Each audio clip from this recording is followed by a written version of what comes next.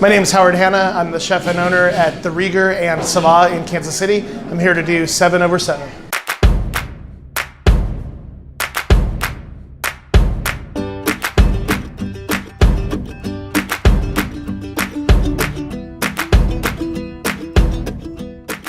We're over 7 years old and we change the menu 4 times a year. So we're constantly developing new dishes, and with every menu change we talk a lot about pairings.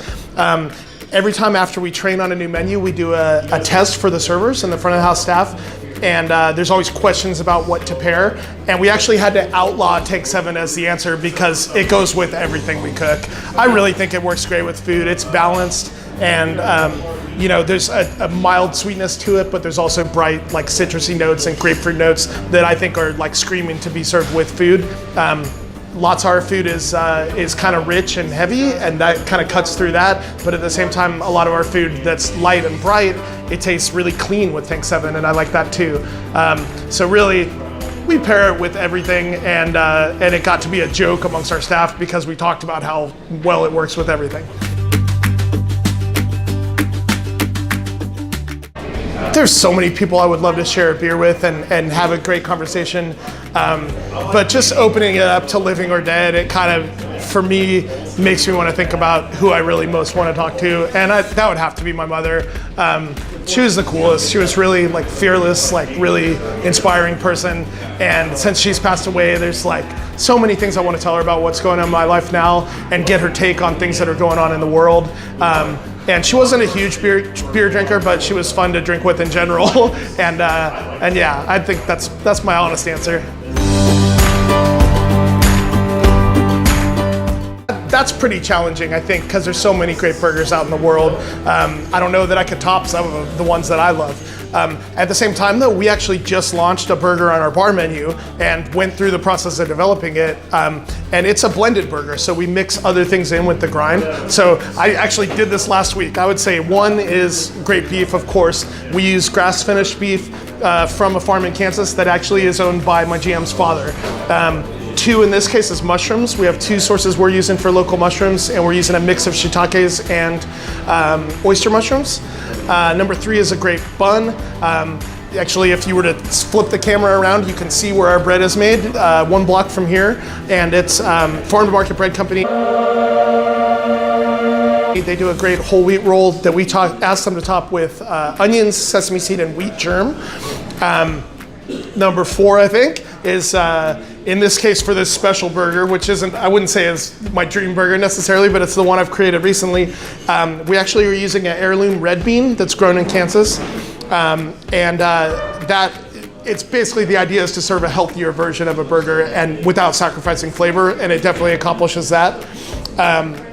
Number 6 is some kind of mayonnaise-based sauce. In this case, we're using calabrese chilies that a friend of ours grows in Kansas, dries and smokes them, and we pour that into an aioli. 6, for a little crunch, we're making a house-made pickle. It's kind of a bread and butter style, but with a lot of horseradish added to it, so it's got some kick. And 7 is arugula, and that's actually the burger we're doing on the bar menu right now. I love to travel. It's really inspiring, and I come back recharged and with tons of ideas. It's really important to me, and early in my career I couldn't do it much, but now I'm getting to, and I love it. So in a way, I want to say my dream vacation would be anywhere I haven't been before. I always want to see everything and taste everything and drink everything, and you know, so exploring new territory is always exciting.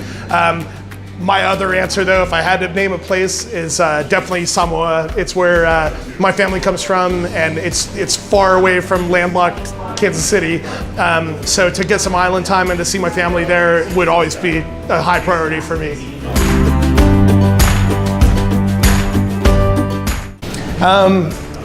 You know, there's definitely chefs out there that go home and make elaborate preparations and that have a beautiful home garden and awesome cookware, and I'm not that guy. I do cook a lot at home, but it's really fast and easy stuff, usually late at night.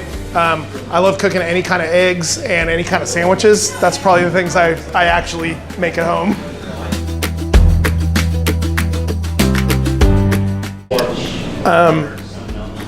All of the first beers I ever drank were bad experiences. Mostly, pilfered from my dad or friends' dads' stashes, and mostly drank warm, hiding behind the garage or something like that. I honestly don't remember what the first one was. I do remember though when Boulevard came out, because it was '89, right? I think I was in 8th grade or something like that. So it's kind of, my generation is the first kids from here that really got to grow up knowing about Boulevard and supporting it. And early on I liked wheat like most people here, and then, kind of grew with Boulevard and tried all of them along the ways. And Tank 7's definitely where I'm at right now.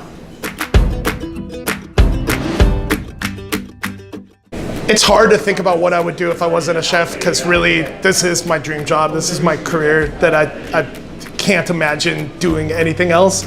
I almost want to say I never wanted to be anything else, but I don't think that's quite true. I think as a kid, definitely, if I had any musical talent, I think playing music would be great, and a lot of people that are creative and want to learn a craft and want to be able to express themselves through it, I think are drawn to music, but also are drawn to cooking. So in a way that kind of made sense.